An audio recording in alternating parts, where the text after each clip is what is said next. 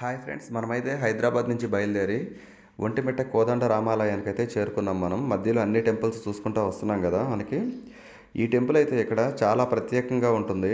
ఇక్కడ విశేషం ఏంటంటే మనకి సీతారామ లక్ష్మణులు ఒకే శిలపై అయితే చెక్కబడి ఉంటుందన్నమాట. అంటే ఒకే రాయి మీద అయితే ఉంటారంట వీళ్ళు ముగ్గురు. ఇక్కడైతే ఆంజనేయ స్వామి అయితే ఉండడంట. అదే దీని ప్రత్యేకత. ఇంకా ఏంటి అనేది మొత్తం అయితే తెలుసుకుందాం. టెంపుల్ అయితే చూడడానికి మనకి చూడొచ్చు, చాలా బాగుందన్నమాట. ఇదైతే మనకి ఇక్కడ కూడా తిరుపతిలో ఉన్నట్టు రోడ్డు చూడొచ్చు. తిరుపతి ఎలా అయితే ఉంటుందో మాడవీధులు, అలా చుట్టుపక్కల అయితే టెంపుల్కి రోడ్డు కూడా చాలా బాగుంది. పక్కన పార్కు ఇవంతా చూడొచ్చు. అసలు ఇక్కడ టెంపుల్ అయితే చూడడానికి రెండు కళ్ళు సరిపోవట్లేదు, చాలా బాగుంది. మేమున్న చూసిన అన్ని టెంపుల్స్లో కల్లా ఈ టెంపుల్ అయితే చాలా బాగుంది. అంటే మనం ఇక్కడ ఉండడానికి కూడా చాలా బాగుందన్నమాట ఈ టెంపుల్ వచ్చేసి. ఇది చూడొచ్చు మనం ఇక్కడైతే ఉండొచ్చు మనం నైటు. రూములు అలా తీసుకోవాల్సిన అవసరం కూడా ఏమీ లేదు, ఎందుకంటే చాలా నీట్గా ఉందన్నమాట ఇక్కడ. అసలు ఎంత నీట్గా ఉందని నేనైతే అసలు అనుకోలేదు. ఇదైతే మనకి టీటీడీ వాళ్ళే మెయింటైన్ చేస్తున్నట్టున్నారు మొత్తం అయితే. ఇక్కడ పార్కింగ్ కూడా చూడొచ్చు, మీకు చాలా పెద్దగా ఉంటుందన్నమాట. మనం వెహికల్ తీసుకొచ్చినా సరే పార్కింగ్ ఇక్కడ పెట్టేసుకోవచ్చు. మనం ఇక్కడైతే స్నానాలు అవన్నీ చేసుకొని వెళ్ళడానికైతే చాలా బాగుంది. ఇక్కడ పడుకోవడానికి కూడా నైట్ టైము అసలు చాలా అంటే చాలా బాగుంది. మీకు ఒకసారి లోపల కూడా చూపిస్తాను నేను. వాష్రూమ్స్ కానీ అవన్నీ చాలా నీట్గా ఉన్నాయి అన్నమాట. ఇక్కడైతే చూడొచ్చు, మనకి తాగడానికి కూల్ వాటర్ ఉంది, ప్లస్ అసలు ఉండడానికి ఫ్యాన్స్ ఇవన్నీ చూడొచ్చు. మనకి చెప్పాలంటే తిరుపతిలో కంటే కూడా ఇక్కడ చాలా బాగుంది ఉండడానికైతే. భక్తులు అయితే చూడొచ్చు రెస్ట్ తీసుకుంటున్నారు. మనకి కూర్చోడానికి చైర్స్ కానీ పడుకోవడానికి ఆ ఫ్యాన్ల కింద కానీ ఆ ప్లేస్ అయితే మాత్రం అసలు చెప్పడానికే లేదనమాట, అంత బాగుందనమాట. నాకైతే చాలా బాగా నచ్చింది. ఇప్పుడు చూసుకుంటూ వచ్చే అన్ని టెంపుల్స్లో మనకి ఇదైతే మాత్రం చాలా బాగా నచ్చిందనమాట. ఇదైతే చూడొచ్చు, మనకి ఈ గోపురం అయితే దక్షిణ గోపురం అనమాట. మనకి మొత్తం దీనికి వచ్చేసి 3 గోపురాలు అయితే ఉంటాయి అనమాట. మనం ఇటు సైడ్ నుంచి వెళ్తున్నాం, తర్వాత మీకు ఫ్రంట్ గోపురం కూడా చూపిస్తాను నేను. చూడొచ్చు ఈ గోపురంలో నుంచి మనకి అవతల సైడ్ ఎలా కనిపిస్తుంది అనేది. అది వచ్చేసి మనకి గర్భాలయం మీద ఉన్న గోపురం అనమాట. అదైతే ప్రధాన గోపురం. అసలు ఎంత బాగా కనిపిస్తుందో కదా. అసలు ఈ శిల్పకళ అయితే మొత్తం అంతా టెంపుల్ నిండా అవే ఉంటాయి అన్నమాట. మొత్తం మామూలుగా మనం కొన్ని టెంపుల్స్ చూస్తుంటాం కదా, బయట టెంపుల్స్ పైన ఉంటాయి, కానీ ఇక్కడ అట్లా కాదు. మీకు ఆ రంగమండపం కూడా అసలు చాలా అంటే చాలా బాగుంటుంది.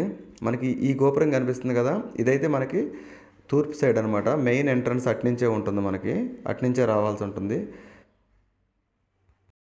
ఈ ఆలయం విశేషాలు అయితే మరొకసారి చెప్తాను మీకు. ఈ ఆలయంలో ప్రధాన విగ్రహం వచ్చేసి రాముడు, సీత, లక్ష్మణుడు అయితే ఒకే రాయి మీద అయితే చెక్కబడి ఉంటారనమాట.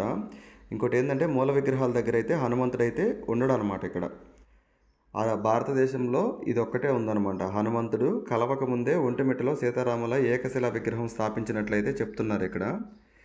ఈ ఆలయానికైతే వచ్చేసి మొత్తం 3 గోపురాలు అయితే ఉన్నాయి అన్నమాట. ఇక్కడ పూజలు అయితే వచ్చేసి మనకి ప్రతి సంవత్సరం చైత్ర శుద్ధ నవమి నుండి బహుళ విధియ దాకా అయితే బ్రహ్మోత్సవాలు అయితే జరుగుతాయంట.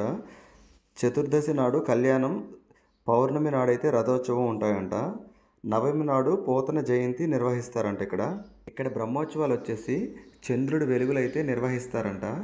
ఎందుకు అంటే అట్లా క్షీరసాగర మదనం తర్వాత లక్ష్మీదేవి అమ్మవారిని నారాయణుడు తన సతీమణిగా స్వీకరించాడంట.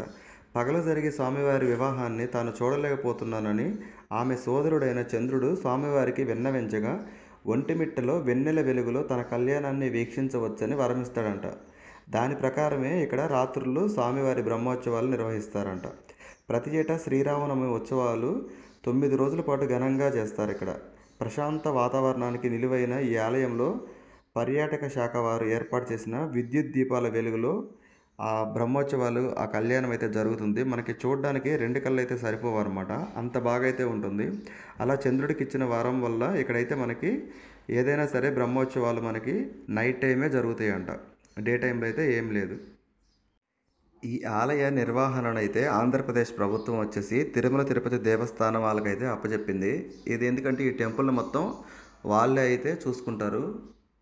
మనకి ఇక్కడ అప్పుడప్పుడు వారానికి ఒకసారి తిరుపతి లడ్డు కూడా తీసుకొచ్చి అయితే అమ్ముతారంట మనకి. ఒకసారి అయితే టెంపుల్ వ్యూని మొత్తం చూడండి.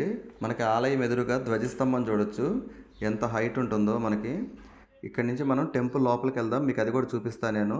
చూడొచ్చు, ప్రతి పిల్లర్ వచ్చేసి మనకి ఏది చూసినా కానీ అద్భుతమైన శిల్పకళతో అయితే ఉంటుందన్నమాట. మీకు ఎక్కడా కూడా మనకి మామూలుగా టెంపుల్స్లో చుట్టుపక్కల ఉంటుంది కానీ డిజైన్ అయితే లోపల సైడ్ అయితే ఏముండదు కదా. కానీ ఈ టెంపుల్ చూడొచ్చు, మీకు ఒక్క పిల్లర్ కూడా ఎక్కడ ఖాళీగా అయితే కనిపించదు అనమాట. అసలు ఎంత బాగుంటుందంటే అంత బాగుంటుంది. మొత్తం లోపలైతే మనకి చూడొచ్చు.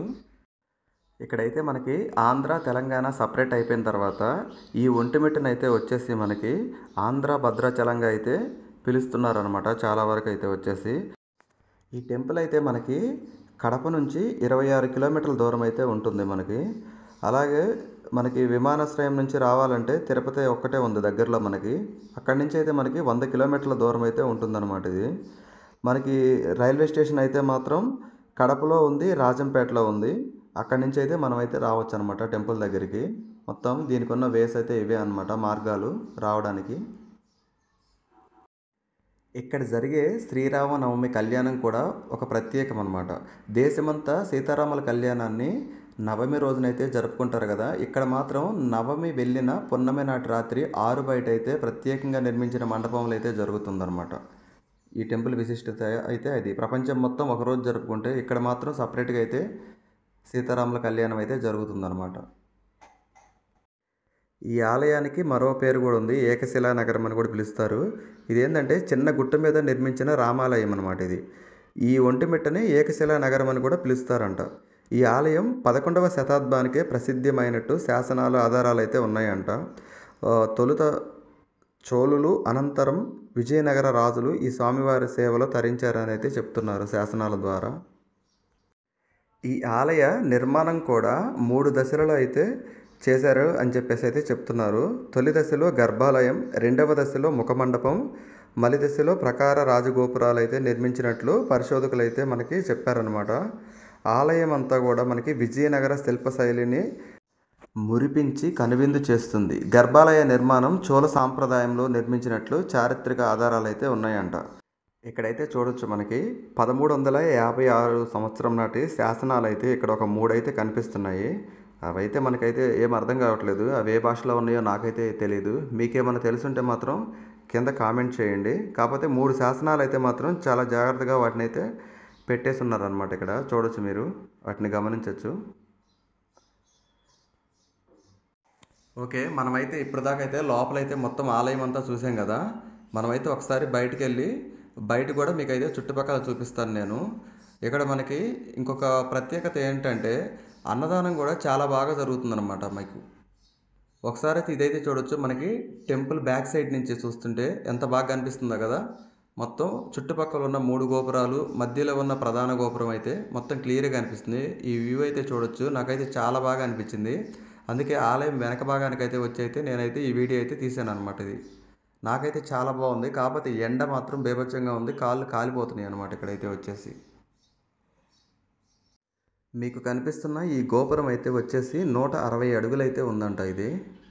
ఓకే, మనమైతే ఇప్పుడు బయటకైతే వెళ్దాం ఒకసారి. యాక్చువల్గా ఏంటంటే మనం ఇటు నుంచే రావాలి, అంటే ఇది మెయిన్ ఎంట్రన్స్ అనమాట. కాకపోతే మనము అటుపక్క నుంచి అయితే దక్షిణ గోపురం నుంచి అయితే వచ్చాం. మనకి ఇది వచ్చేసి తూర్పు గోపురం అనమాట. మనకి ఇటు నుంచి వస్తే చూడొచ్చు మనకి ఎలా ఉంటుంది ఏంటి అనేది. ఇక్కడ బయట వ్యూ అయితే చూడొచ్చు. మనకి ఆలయం ఇందాక మనం రైట్ సైడ్ చూసాం కదా, ఇప్పుడు ఫ్రంట్ సైడ్ కూడా మనకి మొత్తం చాలా స్పేసియస్గా ఉంటుంది, చాలా బాగుంటుంది. చూడొచ్చు చుట్టూ పచ్చగా ఈ పార్కులు అయితే చాలా బాగున్నాయి అనమాట కూర్చోడానికి అయితే మనకి ఇక్కడ. ఒకసారి మనం గోపురాన్ని అయితే చూద్దాం. ఇటు నుంచి ఫ్రంట్ నుంచి చూడొచ్చు, చాలా బాగుంది కదా గోపురం అయితే. మనకి ఇదే 160 అడుగులు అయితే హైట్ అయితే ఉంటుందంట. ఇది వచ్చేసి మనకి ఇక్కడ ఏంటంటే అన్నదానం కూడా చాలా బాగా చేస్తున్నారు అనమాట. చుట్టుపక్కల మనకి ఎక్కడైనా అన్నదానం పెట్టేది ఒకటే ఉంటుంది, కానీ ఈ టెంపుల్ దగ్గర అలా కాదు, చుట్టుపక్కల పెడుతున్నారు. చూపిస్తాను మీకు అది కూడా నేను. మనకి చూడొచ్చు ఈ టెంపుల్ ఇక్కడ నుంచి వ్యూ అయితే ఇలా కనిపిస్తుంది అనమాట. మనకి ఈ టెంపుల్ ఎదురుగా అయితే వచ్చేసి మనకి సంజీవరాయ దేవాలయం అయితే ఉంటుందన్నమాట. ఆ దేవాలయం పక్కనే వచ్చేసి మనకి రథశాల కూడా ఉంటుంది. సంజీవరాయ దేవాలయం అంటే అక్కడైతే మనకి ఆంజనేయ స్వామి అయితే ఉన్నాడనమాట. ఈ టెంపులే మీరు చూస్తున్నారు కదా, లోపలైతే మనకి ఆంజనేయ స్వామి అయితే కనిపిస్తారు. కాకపోతే ఈ టెంపుల్కి పేరు వచ్చేసి అక్కడ సంజీవరాయ దేవాలయం అని అయితే రాసుందనమాట. మనకి దర్శించుకోవచ్చు ఒకసారి. ఆంజనేయ స్వామి ఏంటంటే మామూలుగా అన్ని రామాలయాల్లో లోపల ఉంటారు, ఇక్కడ మాత్రం మనకి బయట అయితే ఉన్నారనమాట. అలాగే పక్కన వచ్చేసి మనకి అన్నదానం అని చెప్పాను కదా, చూడొచ్చు. ఇది వచ్చేసి మనకి అన్నదానం అయితే ఇక్కడ చేస్తున్నారు. జనం ఎగబడకుండా చాలా నీట్‌గా తినడానికైతే ఇలాంటి ప్లేసులు ఇది చిన్నగానే ఉంది. ఇలాంటి ప్లేసులు ఒక 2, 3 ప్లేసులు ఉన్నాయన్నమాట గుడికి చుట్టూ. అంటే ఎక్కడున్నోళ్ళు అక్కడే తినొచ్చనమాట ఇబ్బంది లేకుండా మనకి. అందరూ ఒకే చోట రావాలని అయితే ఏమీ లేదు. చూడొచ్చు మనకి ఇదైతే వచ్చేసి సంజీవరాయ ఆలయం పక్కన వచ్చేసి రథమండపం అనమాట. స్వామివారి రథాన్నయితే ఇందులోనే ఉంచుతున్నారు. మనం ఫస్ట్ ఎటైతే చూసామో మళ్ళీ అటు సైడ్‌కైతే వచ్చాము. మనం ఇటు నుంచే కదా లోపలికెళ్ళింది. ఒకసారి మీకు ఆలయం చుట్టుపక్కలైతే చూపిస్తాను నేను ఇక్కడి నుంచి. అంటే 4 కోణాల్లో చూపిస్తాను. మీకు ఎలా కనిపిస్తుందనేది మీకు అర్థమైద్దనమాట టెంపుల్ అయితే. ఒకసారి మనం ఆలయ బ్యాక్ సైడ్కి అయితే వెళ్దాం. మనం వచ్చింది అటు నుంచే కదా. బ్యాక్ సైడ్ నుంచి చూడొచ్చు మనకి వ్యూ అనేది ఎలా కనిపిస్తుంది అనేది మీకు చూపిస్తాను నేను ఒకసారి.